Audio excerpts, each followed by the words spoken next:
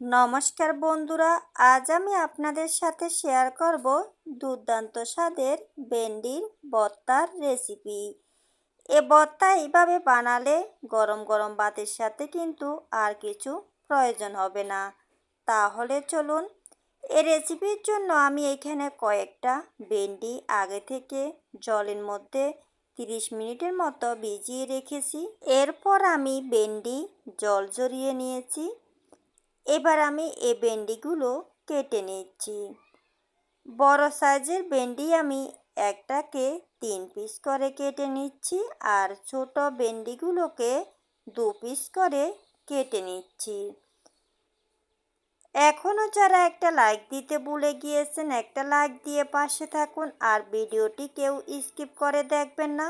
Skip করলে কিন্তু আপনারা বুঝতে পারবেন না যে এই ভেন্ডির রেসিপির মধ্যে আমি কি কি উপকরণ দিচ্ছি। আমি সব ভেন্ডি একই রকম করে কেটে নিয়েছি। এবার একটা পাত্রের মধ্যে ভেন্ডির পিসগুলো তুলে নিচ্ছি। এই ভেন্ডির রেসিপি কিন্তু বানানো একদম সহজ, খেতে কিন্তু দুর্দান্ত লাগে। এবার চুলোতে একটা কড়া বসিয়ে দিয়েছি। কড়ার মধ্যে দিয়ে দিলাম কেটে রাখা ভেন্ডি। দিয়ে দিচ্ছি আমি সামান্য পরিমাণে জল। এখানে আমার ভেন্ডির পরিমাণটা বুঝে এখানে জল দিয়েছি। আপনাদের যদি ভেন্ডির পরিমাণটা আরও বেশি হয় তাহলে জলের পরিমাণটাও বাড়িয়ে দেবেন। এবার এই ভেন্ডির মধ্যে দিয়ে দিলাম আমি 3টে কাঁচামরিচ আর 5 কোষ রসুন দিয়ে দিলাম। এবার খুব ভালো করে নাড়িয়ে চাড়িয়ে কিছুক্ষণের জন্য ঢাকনা দিয়ে রেখে দিলাম, যাতে ভেন্ডি খুব তাড়াতাড়ি সিদ্ধ হয়ে যায়। আমি প্রায় 5-6 মিনিটের মতো ঢাকনা দিয়ে রেখেছিলাম। এবার ঢাকনা তুলে খুব ভালো করে নাড়িয়ে চাড়িয়ে দিচ্ছি। ভেন্ডির মধ্যে যে জল দিয়েছি এই জল কিন্তু একদম ভালো করে আমি শুকিয়ে নেব, তাহলে কিন্তু ভেন্ডি সিদ্ধ ভালো হবে। একটু দাগ লাগিয়ে ভেজে নেব। এভাবে কিছুক্ষণ পর পর নাড়িয়ে চাড়িয়ে ভেন্ডি আমি খুব ভালো করে সিদ্ধ করে নিয়েছি। ভেন্ডির সাথে কিন্তু রসুন আর মরিচ খুব ভালো করে সিদ্ধ হয়ে গিয়েছে। এবার একটা পাত্রের মধ্যে আমি তুলে নিচ্ছি। আপনারা যদি ভেন্ডির ভর্তা কোনোদিন না খেয়ে থাকেন, এভাবে একবার বাসায় ট্রাই করবেন, দেখবেন মাছ মাংসের তরকারিকেও হার মানাবে। এবার কড়াইটা ভালো করে পরিষ্কার করে নিয়েছি। আবারও আমি চুলোতে বসিয়ে দিলাম। কড়াইতে দিয়ে দিলাম আমি 1 চামচ পরিমাণে সরিষার তেল। তেলের মধ্যে দিয়ে দিলাম আমি 3টে শুকনো মরিচ আর সিদ্ধ করা রসুন, সিদ্ধ করা কাঁচামরিচ দিয়ে দিলাম। এবার এই উপকরণগুলো আমি একদম লাল করে ভেজে নেব। এভাবে যদি রসুন, কাঁচামরিচ, শুকনো মরিচ ভালো করে লাল করে ভেজে নেওয়া হয় ভর্তার জন্য, তাহলে কিন্তু ভর্তার ফ্লেভারটা দ্বিগুণ বেড়ে যাবে। এভাবে কিছুক্ষণ পর পর নাড়িয়ে চাড়িয়ে খুব ভালো করে ভেজে নিয়েছি।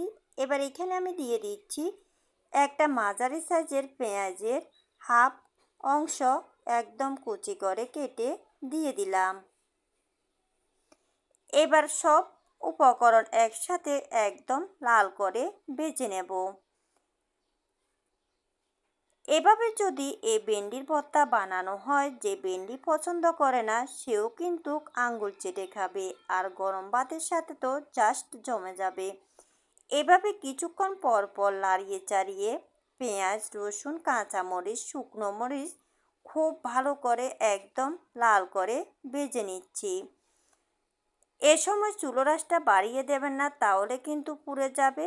আর মিডিয়াম আঁচে আস্তে আস্তে করে এই উপকরণগুলো একদম লাল করে ভেজে নিতে হবে। দেখুন বন্ধুরা, আমার কিন্তু পেঁয়াজও একদম লাল করে ভাজা হয়ে গিয়েছে। এবার একটা পাত্রের মধ্যে এই উপকরণগুলো তুলে নেব। আপনারাও কিন্তু ভেন্ডির ভর্তার জন্য পেঁয়াজ, রসুন, কাঁচামরিচ, শুকনো মরিচ এভাবে ভেজে নেবেন। এবার আমি এই ভর্তা বানিয়ে নেব। প্রথমে আমি এখানে যে পেঁয়াজ, রসুন, কাঁচামরিচ, শুকনো মরিচ ভেজে নিয়েছিলাম তা হাত দিয়ে খুব ভালো করে মাখিয়ে নেব, তাহলে কিন্তু ভর্তাটা খেতেও খুবই ভালো লাগবে। প্রথমে আমি পেঁয়াজ, রসুন খুব ভালো করে মাখিয়ে নিয়েছি। এরপর আমি কাঁচামরিচ এর সাথে মাখিয়ে নেব। আপনারাও কিন্তু এভাবে একটা একটা করে মাখিয়ে নেবেন, তাহলে এই ভর্তার স্বাদটা দ্বিগুণ বেড়ে যাবে।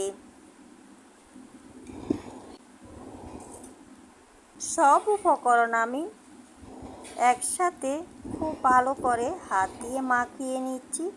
দেখুন বন্ধুরা, আপনারাও কিন্তু এভাবে একবার বাসায় ট্রাই করবেন। এবার এখানে আমি দিয়ে দিচ্ছি কাঁচা পেঁয়াজ, একদম পাতলা করে কুচি করে দিয়ে দিলাম। এবার ভাজা উপকরণের সাথে কাঁচা পেঁয়াজ খুব ভালো করে হাত দিয়ে মাখিয়ে নেব। ভাজা উপকরণের সাথে যদি কাঁচা পেঁয়াজও দেওয়া হয়, এই স্বাদটা কিন্তু একটু অন্যরকম লাগবে। এবার এখানে আমি দিয়ে দিচ্ছি স্বাদ মতো লবণ। লবণ দেওয়ার পর সব উপকরণের সাথে খুব ভালো করে মাখিয়ে নিতে হবে। আপনারা কিন্তু এভাবে ধাপে ধাপে সব উপকরণ মিশিয়ে নেবেন, তাহলে কিন্তু এই ভর্তা খেতে অসাধারণ লাগবে। সব উপকরণ আমি খুব ভালো করে লবণের সাথে মাখিয়ে নিয়েছি। এবার এখানে আমি নিয়ে নিচ্ছি সিদ্ধ করা ভেন্ডি। এবার হাত দিয়ে আমি এই ভেন্ডিও ভালো করে মাখিয়ে নেব। আপনারা চাইলে কিন্তু এই ভেন্ডির ভর্তা ভেন্ডি ভাজা করেও করতে পারেন, তবে ভাজা করে যদি ভর্তা বানানো হয় এর স্বাদটা অন্যরকম লাগবে, আর যদি সিদ্ধ করে বানানো হয় এর স্বাদটা আরেক রকম লাগবে। দুটো স্বাদে কিন্তু আলাদা হবে। এভাবে আমি সব ভেন্ডির পিসগুলো হাত দিয়ে ভালো করে মাখিয়ে নিয়েছি। এবার আমি সব উপকরণের সাথে খুব ভালো করে মাখিয়ে নেব। দেখুন বন্ধুরা, ভেন্ডির ভর্তা আপনারা যদি এইভাবে কোনো দিন না খেয়ে থাকেন, তাহলে একবার বাসায় ট্রাই করবেন।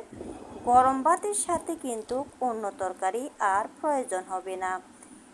এবার আমি সব উপকরণের সাথে খুব ভালো করে ভেন্ডি মাখিয়ে নিচ্ছি।